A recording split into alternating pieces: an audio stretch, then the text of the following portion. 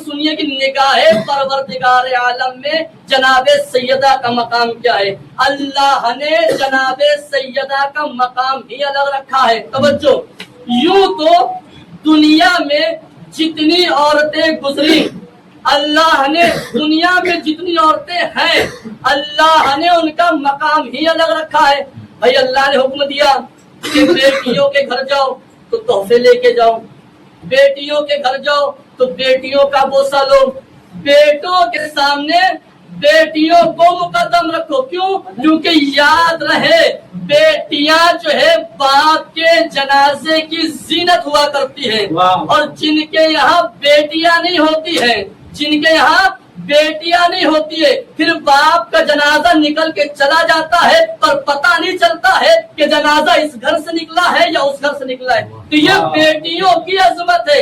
اگر ایک جملے میں بتایا جائے کہ بیٹیوں کی عظمت کیا ہے تو سنیے, بیٹیاں سب کے مقدر میں کہاں ہوتی ہے؟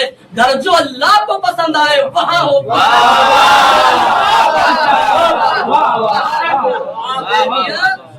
سب کے مقدر میں کہاں ہوتی ہے؟ گھر جو اللہ کو پسند آئے وہاں ہوتی ہے. تو بیٹیوں کی بہت زیادہ عظمت اللہ نے رکھی ہے. تو آئیے آگے کی منزل کو طے کریں. تو بیٹیوں کی پہلی عظمت کیا ہے کہ بیٹیاں جیسے ہی پیدا ہوتی ہے, توجہ, بیٹی یا بیٹیاں جیسے ہی پیدا ہوتی ہے اپنے باپ کے لیے رحمت بن جاتی ہے. بیٹیاں جیسے ہی پیدا ہوتی ہے اپنے باپ کے لیے رحمت بن جاتی ہے, جبکہ بیٹے والدین کے لیے نعمت ہوا کرتے ہیں. اور ایک بات اور ذہن میں طلاب کرام ہے, یہ بات ذہن میں رہے کہ روز محشر پروردگار نعمت کا حساب و کتاب کرے گا, رحمت کا حساب و کتاب نہیں کرے گا. تو بیٹیاں باپ کے لیے کیا ہوئی؟ رحمت ہوئی. اب آئیے, یہی بیٹی جب شادی کے درجے پہ فائز ہوتی ہے, یہی بیٹی جب شادی کے درجے میں فائز ہوتی ہے تو اپنے شوہر کا نصف ایمان مکمل کر دیتی ہے. اور یہی بیٹی جب ماں کے درجے میں فائز ہوتی ہے تو جس جنت کی خواہش مند ہوا کرتی ہے وہی جنت ماں کے قدموں کے نیچے.